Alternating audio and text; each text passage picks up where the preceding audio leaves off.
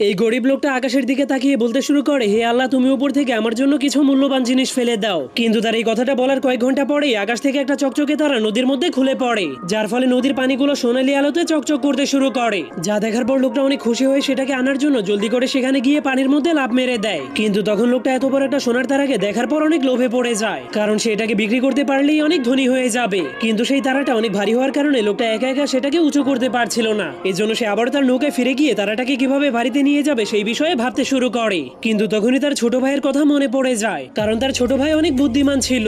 এজন্য সে তার কাছে গেলে তাকে সাহায্যের জন্য কোনো না কোনো উপায় বের করে দিবে। কিন্তু তার ছোট ভাই তার চাইতেও বেশি লোভী ছিল।